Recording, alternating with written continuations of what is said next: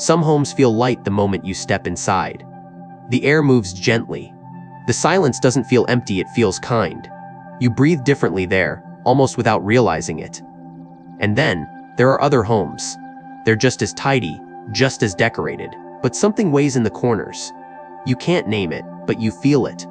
It's like the walls remember things you've never lived through. Like the house holds its breath. It's not about ghosts, not really.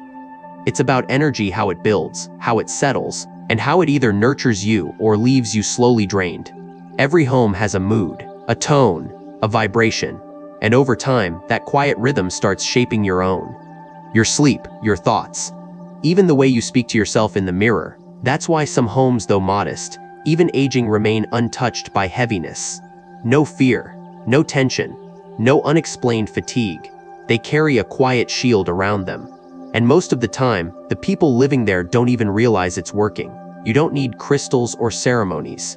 You don't need to believe in spirits or shadows. You just need to notice what your home is quietly becoming. Because the truth is, a house doesn't protect you because it's big, or expensive, or filled with the right things. A house protects you because it's awake, cared for, aligned in small, consistent ways that keep the energy flowing instead of festering. In this video, we'll explore 9 signs your home already has this kind of invisible protection, and how even one overlooked corner, one unopened door, can shift the entire balance. Because sometimes, it's not what's inside your home that matters most. It's what no longer dares to come in. Sign 1. Morning breeze, the shield you forgot you had. There's something deeply human about the way we close up when we're hurting. We shut windows. We pull the curtains. We say we're tired of the noise, of the light, of the weather. But somewhere along the way, we stop letting the wind in, and with it, we stop letting life move through our homes. Most people think of airflow as a comfort thing, a way to cool down a warm room or clear out the smell of last night's dinner.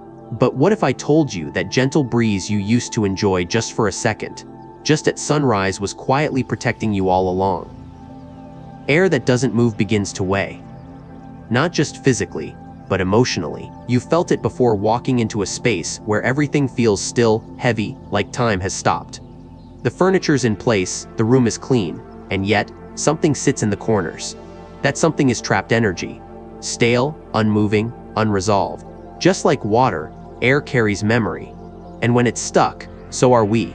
That's why old hospitals, long shut guest rooms, and even your childhood bedroom can carry a kind of quiet sadness, because nothing has been allowed to move through. Now think of a morning where the wind slipped through the window, even just for 5 minutes. The curtain lifted. A small chill touched your skin. You heard the outside world again, even faintly. And in that tiny moment, your space breathed. You did too. That movement, simple, invisible, is what clears out the emotional static that we can't always name. The lingering heaviness after a fight. The pressure you can't explain at the end of the day. The restless sleep. The forgotten frustration. They don't just live in you. They live in the walls, the corners, the air that no longer flows. If your home feels stagnant even when nothing looks wrong, start by opening one window. Not for ventilation, not for comfort, but to let something leave. Every time fresh air enters, something old exits. Maybe it's the quiet disappointment you didn't speak aloud yesterday. Maybe it's the residue of grief hanging gently in the hallway. Or maybe it's just dust, but even that matters. Because a home that doesn't move starts to hold what no longer serves you. And if it holds it long enough, so will you. This isn't about superstition. It's not about rituals or beliefs. It's about physics. Emotional well-being isn't separate from space. Your nervous system reacts to rooms. Your breath changes with air quality. Your clarity rises when light and breeze are part of your surroundings. It's not magic, it's chemistry. It's biology. And it's something you can shift every single day with something as small as a breath of morning air.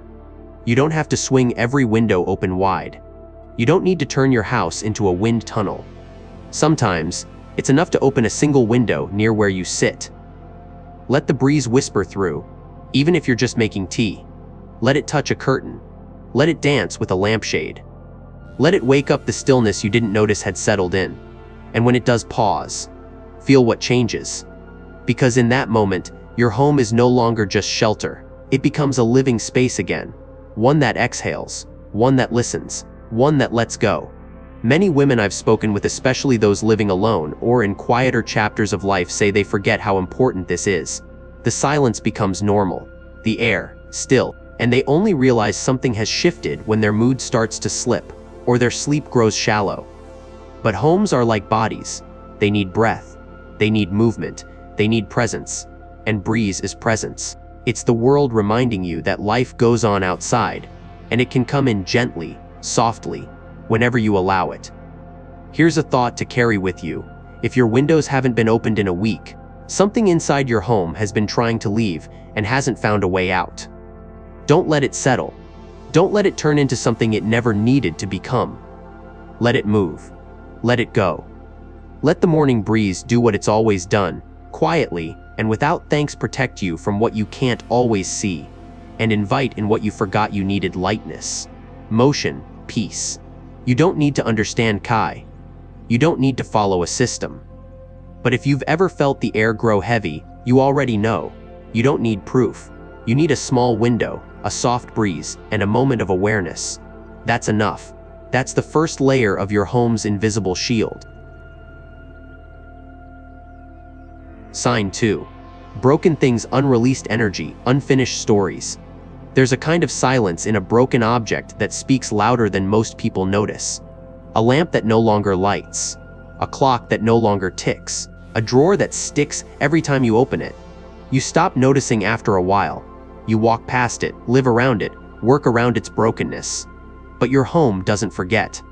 Energy collects in these objects, unfinished, unspoken, unsettled, and what starts as a small annoyance becomes something heavier.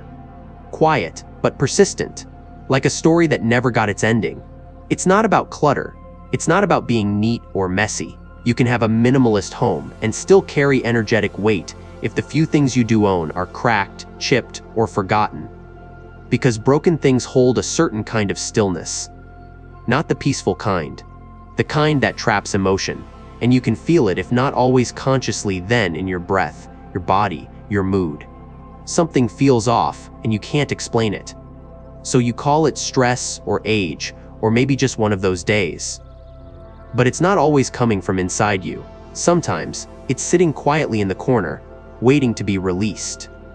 Think about the chipped mug you keep in the back of your cabinet.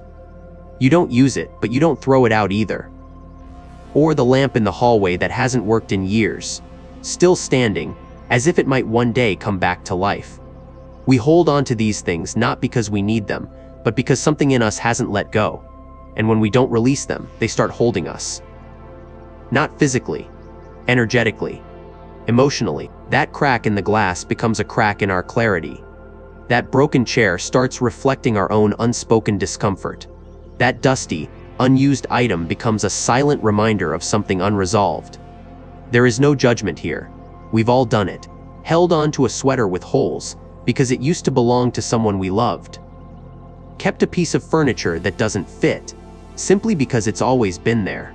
But every item in your home has a vibration, and those vibrations either lift the space or lower it. They're either supporting your growth or anchoring you in something long gone. And when enough broken things accumulate, even beautiful homes can feel emotionally off balance. Because the energy is scattered, fragmented, like an unfinished sentence that keeps interrupting your thoughts. Here's the deeper truth: broken things rarely just sit still. They pull at you. A drawer that sticks starts to irritate you. A chair with a wobbly leg gets avoided. A wall clock that stopped last winter becomes something you try not to notice.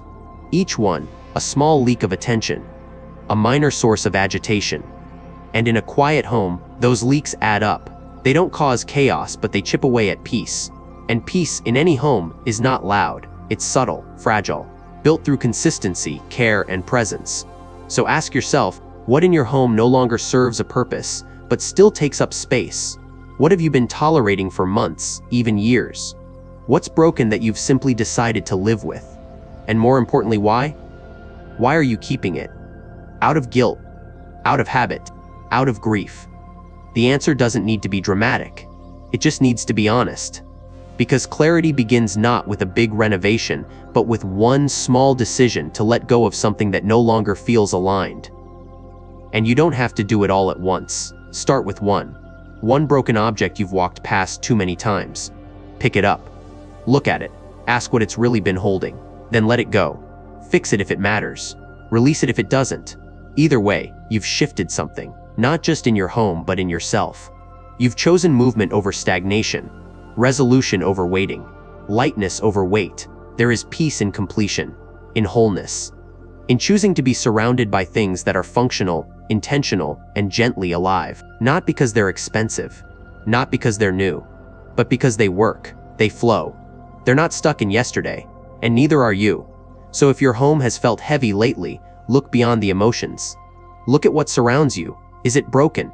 Is it forgotten? Or is it something quietly asking to be released? When we begin to clear the physical remnants of what no longer supports us, we start to hear ourselves more clearly.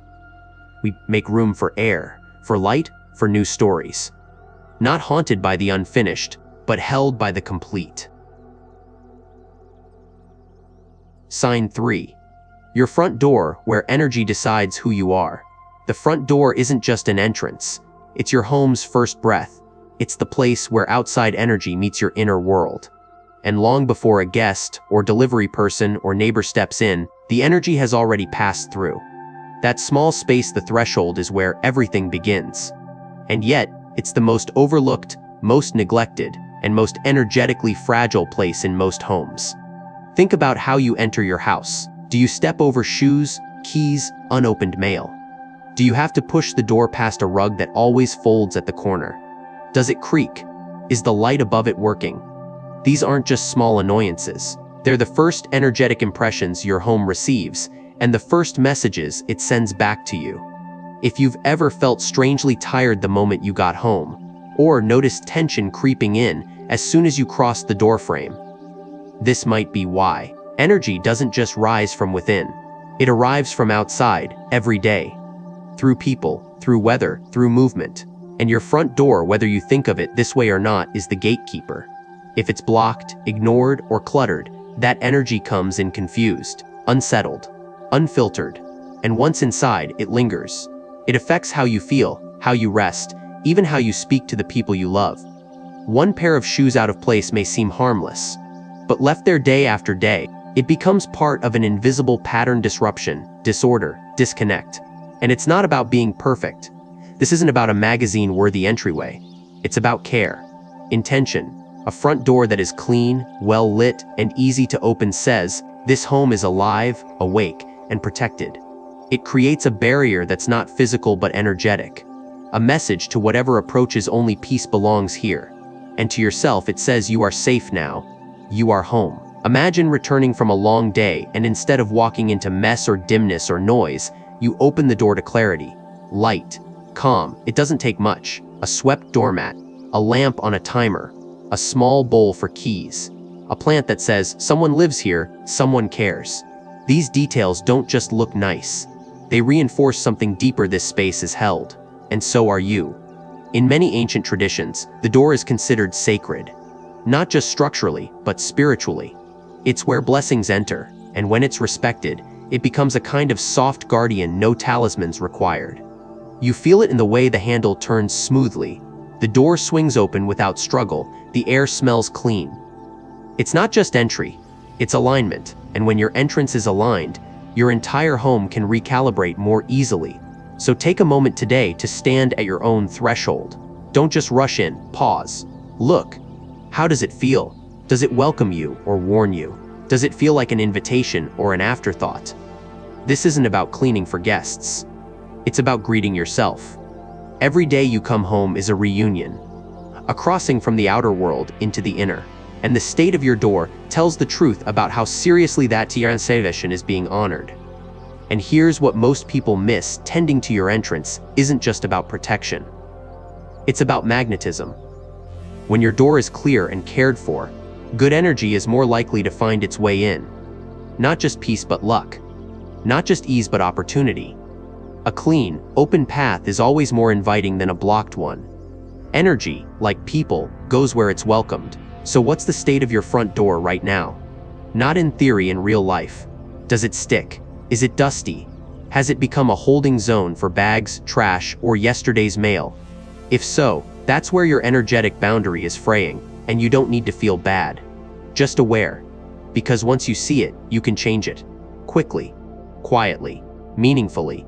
Try this tomorrow morning. Before you leave the house, take 30 seconds to sweep the front step. Straighten the doormat, wipe the handle. Then, when you return in the evening, pay attention to how the door greets you. You might be surprised at how differently the whole home feels, even if nothing else has changed. That's because your entrance is not just where energy comes in. It's where your sense of belonging begins. Your front door tells a story. Make sure it's one you want to walk into every day. Sign 4. Dirty water, clogged sinks, energy held hostage. Water doesn't just clean, it remembers. In every home, water flows through places we often overlook: the sink, the toilet, the tub. And when those spaces are ignored, when drains clog, when stains linger, something deeper begins to happen. Not just grime, not just smell, but energy once moving gets trapped. And when energy is trapped, emotions get stuck too. You don't need to believe in energy to have felt this. Think of the last time you walked into a bathroom and caught your breath, not because it was dirty, but because it felt heavy. The mirror was foggy. The air was still. Maybe there was a faint odor. Maybe the water dripped. Something about the room felt off, and it stayed with you, even after you left. That is held energy. And in most homes, it lives quietly in places where water has been neglected. Here's the truth: water is not neutral. It gathers, it holds, it reflects. That's why lakes mirror skies, why tears come with grief, why we bathe to reset ourselves after long days. So when water in the home becomes stale, when sinks stay greasy, when the toilet never fully flushes, when the shower drain is slow, it's not just inconvenience. It's a slow accumulation of what you didn't clear. Thoughts, emotions, tension, and eventually, the weight of those small things begins to pull the entire space down. Many women say the kitchen is the heart of their home. But spiritually, it's the water areas that reveal the soul, not the parts you decorate, the parts you avoid. And that's where the shift begins. Because when you choose to scrub the bathroom with care, unclog a forgotten drain, or simply keep the sink dry at night, you're not doing chores. You're reclaiming flow. You're saying this space deserves clarity. And so do I. And it's not about bleach or sparkle or making it perfect. Sometimes it's a few drops of lemon oil, a fresh towel, a bowl of salt tucked behind the toilet to absorb what the eye can't see. Simple, ordinary acts, but with extraordinary impact. Because when the water in your home runs clean, you start to feel clearer too. Lighter, less foggy, less emotionally blocked. You may sleep better, breathe deeper, speak more gently.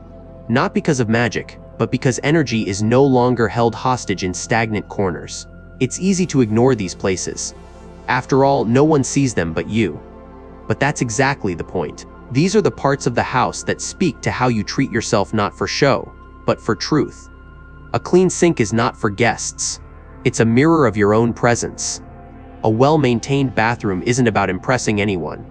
It's about saying, I deserve ease. I deserve flow. I deserve peace, even here. If your home has felt harder to live in lately, if things feel a little stuck, conversations a little sharper, your mornings a little heavier, look to the water. What's backing up? What's sitting still? What's not draining? And don't approach it with resentment. Approach it like tending to something sacred. A place where your stress gathers. A basin for your release. And when you clear it, you're not just scrubbing porcelain. You're letting go of invisible weight. This is how homes begin to breathe again. Not with new paint or expensive upgrades, but through water that runs free, through spaces that are light, fresh, and emotionally clear. These changes don't shout, but they ripple, just like water does. And slowly, the mood of the home changes.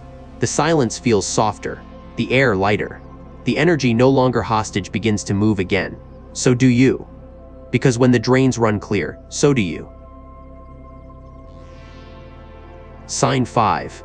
Living sounds, your home's quiet heartbeat. Some homes speak, not with words, but with presence. You walk in and hear the soft murmur of water running in another room, or the distant chirp of birds through an open window. Maybe there's quiet music, a gentle voice reading aloud, or simply the sound of someone moving slowly in the kitchen. These sounds aren't loud. They don't demand attention. But they're alive, and because of them, so is the space. Then there are homes that have fallen silent. Not peaceful, just still. A kind of quiet that feels flat, disconnected.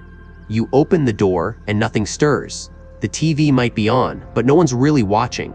Footsteps feel sharp. Doors close with a thud. The silence, instead of soothing, feels heavy, like something is missing. And often, what's missing is sound that breathes. Sound is energy in motion. It breaks up what's stuck. It warms the corners. It fills in the emotional gaps we don't always have words for. That's why a home with living sounds, subtle, organic, imperfect, is often a home where energy flows freely. Not because it's loud, but because it's responsive, present, human. You don't need surround sound systems or curated playlists. Living sounds are everyday sounds that come from care, attention, and life. A faucet running while you wash your hands, a teapot warming, pages turning, even your own voice saying, "Good morning," into a room that might otherwise stay mute. These moments create movement. A vibrational signature that reminds your home someone is here. Someone is listening. And for those who live alone, especially women in their later years, it can be easy to forget this. To fall into long stretches of silence that feel normal, but slowly dull the spirit. Over time, that kind of silence can become loneliness, even when it's not meant to be. But when you reintroduce sound, soft, chosen, kind, you start to reawaken something. Not just in your house, but in yourself. There's no need to fill every hour with noise. In fact, too much sound can do the opposite: overwhelm, scatter, drain. But intentional sound, that's different. A wind chime on the porch, a gentle rain track in the background, your own humming while folding laundry. These are not tasks, they are rituals. Small cues to the space around you that life is still moving, and so are you. And just like broken things carry stuck energy, silence when left unattended can attract low vibrations. Arguments that hang in the air, resentments that never quite leave, apathy that slowly sets in. But sound has a way of washing all that out, not with force, but with rhythm. Flow, like rinsing a wound, like resetting a mood. That's why laughter always changes a room, even if nothing else does. It's not just joy, it's movement. So what does your home sound like when no one's speaking? Is there music that makes you feel more like yourself? Is there a breeze through the window that reminds you what's beyond the walls? Or has silence taken over in a way that no longer feels healing? You can shift it gently. Start small. One sound at a time. A kettle. A favorite song playing softly while you cook. A small tabletop fountain in the background. Or even a spoken word affirmation, whispered as you make your bed. This is a home where peace speaks softly. Because when sound is alive, energy is alive. It's not about volume. It's about vibration. Your home, like your heart, needs rhythm. Something to pulse against. Something to remind it that stillness isn't the absence of sound, but the presence of harmony. So listen closely. What does your home sound like when it's well? What sounds make it feel whole again? Begin there. That's your home's quiet heartbeat. Sin 6. Light the eyes of the home and of your truth. Light doesn't just let us see. It shows us what we've forgotten to notice. The way a ray hits the floor in the morning, tracing a path across wood or carpet. The warmth it casts across the kitchen counter. The way it reveals dust on a windowsill or a forgotten photograph no one looked at in months. In every home, light tells the truth. And when light is missing, so is clarity. It's easy to overlook this, especially when routines take over. Curtains stay closed, blinds get drawn. A favorite chair sits in the shadow of a heavy shelf. Over time, dimness becomes normal. But so does fatigue, irritability, a fogginess in thought that can't quite be traced back to anything specific. We think we're just getting older, more tired, less focused. But often, what's missing isn't energy. It's light. In many cultures, light is wisdom, awareness, the presence of what's real. And in your home, it's no different. A home filled with natural light feels awake, alert, more alive. Even in silence, it speaks, "Here I am." Nothing is hiding. But a home that blocks out the sun, whether intentionally or through neglect, starts to feel enclosed not just physically but emotionally. It holds things. Not always things you want to keep. You don't need a sunroom or floor-to-ceiling windows to shift this. You just need to start noticing where the light is being held back. Are there curtains you never open? A lamp you haven't replaced? A hallway that always feels dim, no matter the time of day? These aren't small details, they're clues. And when you follow them, you begin to bring your home and your life into sharper focus. Because wherever light flows, energy flows. And wherever light is blocked, awareness dims. That's why clutter piles in dark corners. Why arguments seem to echo more in rooms without windows. Why certain spaces feel heavier, even though nothing has changed but the shadows. Letting light in doesn't just brighten a room. It clears something inside you too. The part of you that's been sitting in quiet confusion. The part that needed warmth, but didn't know how to ask. You felt it before those rare mornings, when the sunlight poured in, and, for no clear reason, your chest felt lighter. That wasn't coincidence. That was alignment. So how do you invite more of it? Begin by cleaning your windows not just for sparkle, but to let vision return. Move a mirror to catch the morning sun. Choose light-colored curtains that allow glow instead of blocking it. Place a lamp where the eye naturally goes first thing in the morning. And when sunlight does enter your space, stop for a second. Let it touch your face. Let it land on your skin like a quiet blessing. Let it remind you you're here, you're alive, and the day has begun. This is how your home sees. Through the light, through reflection, through spaces where nothing hides. And when your home sees clearly, you begin to see clearly, too. Not just the surface of things, but the truth beneath them, the patterns you're repeating, the emotions you've buried, the beauty you forgot to feel. Don't underestimate the power of one open curtain, one bulb replaced, one corner relit. These aren't design choices, they're spiritual ones. Every room bathed in light becomes a room less likely to hold darkness. Not just visually but energetically, emotionally, truthfully, because light doesn't just enter a home, it enters you. And when it does, everything softens, everything reveals, everything realigns. So ask yourself today, where is the light being blocked in your home and in your life? Then open something, even just a little. The shift begins the moment light is allowed in. Sign 7. An untended altar, the soul of the home gone silent. Somewhere in your home, there might be a small shelf with a photo, a candle, a bowl, a folded cloth. Maybe it's a formal altar built with care and tradition.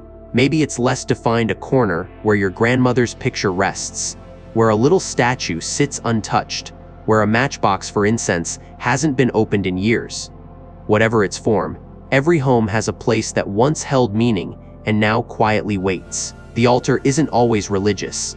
It doesn't have to be spiritual. It's emotional. It's symbolic. It's the place in a house that holds stillness, not silence, but presence. Reverence, memory, a pause in the chaos.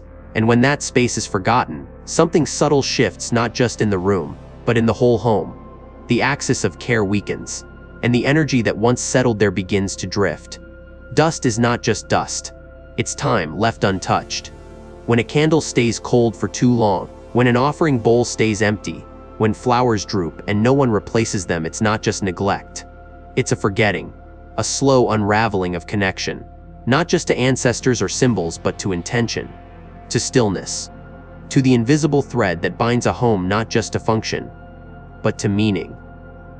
You may not think of yourself as someone who keeps an altar, but even a bedside table with a book you love, a photo of someone who shaped you, a small trinket from a time you felt more yourself, these are modern-day altars.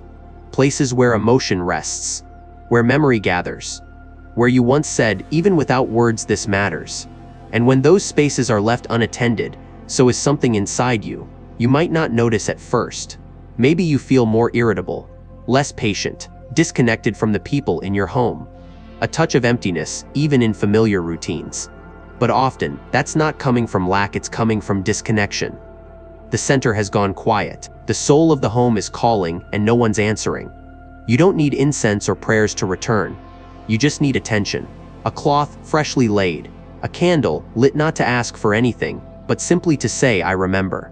I'm here. I still care. That alone is enough to restore the energy. like waking up an old friend who never really left, just waited. Try this today. Visit that space. Wherever it is, dust it gently. Straighten what's crooked.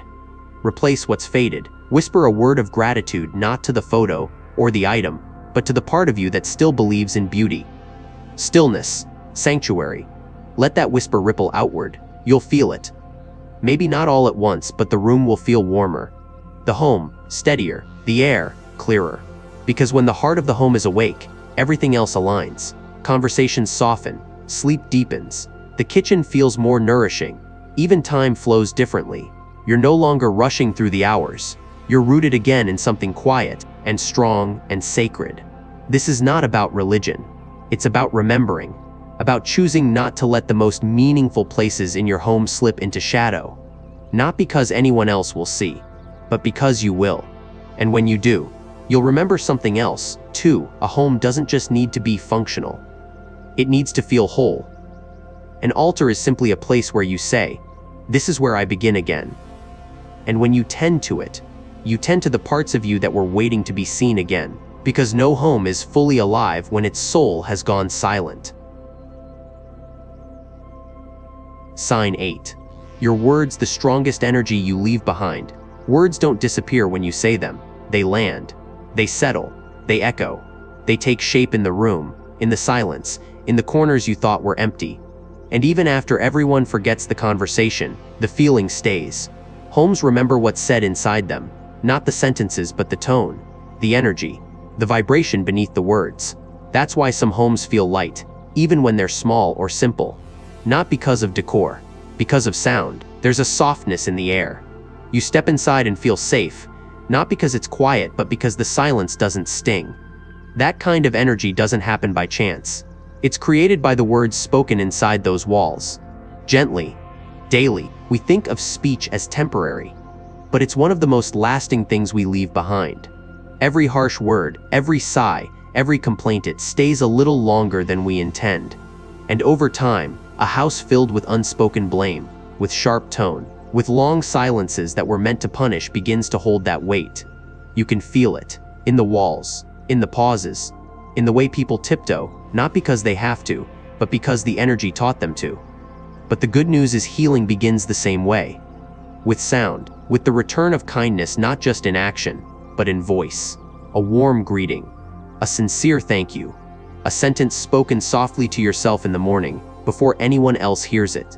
These are not empty gestures. They are tuning forks, recalibrating the space, sending out vibrations that say, here, peace is possible. Even now, you don't need to speak more. But when you do speak, choose presence over habit. Many people, especially those who live alone, speak without realizing how often their voice carries frustration, self-judgment, even dismissal. I'm so stupid. This place is a mess. What's wrong with me? You think you're venting. But your home is listening, and it doesn't judge. It just absorbs. If the energy in your home feels low, even when everything looks right, ask yourself, what's the last kind thing I said out loud, here? Not just to others, but to myself. Because words are seeds. And a home, like any space, grows what's planted in it. Start with one habit. 1 hour a day with no complaints. No harsh words, even in jest. Try placing a phrase somewhere visible, only kind words here. Let it become a rhythm, a softness you return to, a new default tone. Because the most protective energy isn't a charm or a ritual. It's the frequency of love in your voice. It's the invisible warmth of a mother speaking gently to herself. It's the way a house learns not just to shelter, but to soothe. And that happens not through renovation but repetition. One word at a time. So what are you saying inside your home? Not when people are listening, but when they're not. What are your walls holding for you? Is it weight, or is it warmth? Your home isn't asking for perfection, just presence. Just a voice that knows its own power and chooses to use it with care. Because in the end, long after the furniture changes and the photos are replaced, the energy that stays is what you've spoken into being. Sign 9. A room left empty, a place darkness enters. You don't have to believe in ghosts to know when a room has gone cold. Not temperature cold, energy cold. You open the door, and the air feels still, untouched. Dust settles faster. Light doesn't linger. The room might be clean, maybe even nicely furnished.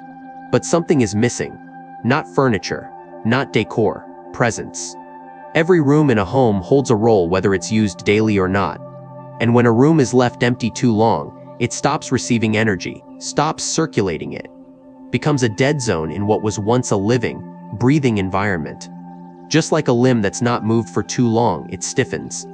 It forgets its function. It disconnects from the whole. People often close off rooms for practical reasons. A grown child moves out. A guest room no longer needed. A home office never really used. The door stays shut to keep the dust out, to save heat, or simply because it feels easier that way. But behind that door, energy settles. Not peacefully, but heavily. And the rest of the house feels it. Even if you don't. Ever notice how certain rooms make you sigh without knowing why? Or how your mood subtly shifts when you walk past a closed door? It's not imagination. It's tension your body picks up on before your mind can explain it. Because energy, like air, needs to move. And a space that never sees sunlight, never hears a voice, never feels a footstep starts to hold what you didn't mean to store. Grief, resistance, forgotten intentions, all find refuge in the silence of unused rooms. And over time, the weight of that silence starts to affect the home's overall flow, not dramatically, quietly, but enough to make the house feel slightly off balance. As if something is missing because something is. The good news is, it doesn't take much to bring it back. You don't need to renovate or repurpose. Just reopen. Let light back in. Crack the window. Dust the shelves. Place something alive, a small plant, a lit lamp, a chair where you might sit just once a week. You don't have to use the room daily, but it needs to know you haven't forgotten it. Because your home, like your heart, doesn't do well with abandonment. Even in corners, even behind closed doors. And sometimes, the heaviness you feel at night isn't coming from stress or age or diet. It's coming from a room that's gone dark, a space that once held part of your story, and now just holds memory with no movement. So check in. Is there a room you've shut away, not just physically, but emotionally? What used to live there? What still lingers? You might be surprised how much lighter your whole home becomes when you turn on a single light in a forgotten space. Because when every room breathes, so do you. When every corner is seen, the house becomes whole again, and wholeness is what keeps the shadows from settling. Your home doesn't need to be full, but it does need to be awake. Final. What makes a home safe isn't its locks, or its size, or its price. It's not found in how new the floors are, or how carefully you chose the paint. True safety, the kind that wraps around you quietly at night, lives in smaller, softer things. The breeze that moves through in the morning. The lamp that still works. The space at the door that says, "You belong here." What we've explored today are not superstitions. They're not secrets. They are patterns, energetic, emotional, biological, woven into the very fabric of how we live. And when those patterns break, we feel it. We lose sleep. We feel heavy. We walk into our own homes and somehow feel further from ourselves. But the reverse is also true. When we restore these small, invisible threads, the living sounds, the open windows, the clean water, the kind words, we begin to change not just the energy in the room, but the way we show up inside it. A home that flows, protects. A home that's cared for, cares back. You don't need perfection. You don't need to do all 9 things by tomorrow. But if even one part of today's message touched something inside you, then maybe your home has already started shifting. Maybe a corner just softened. Maybe something that was stuck just started to move. So here's what I'd like you to remember. As you leave this space and return to your own, you are not just living in your home. You are shaping it. And it is shaping you. Your presence, the way you open the curtains, the way you touch forgotten objects, the way you speak into the silence, that presence is your home's greatest protector. Not crystals, not charms, just you.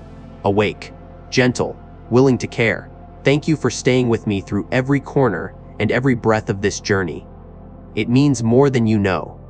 I hope your home begins to feel a little lighter, a little kinder, and a little more alive starting today. And tonight, before you turn out the lights, I hope you pause at the doorway, just for a second, and whisper something small, something soft, something true. Because your home is listening, and it always has been.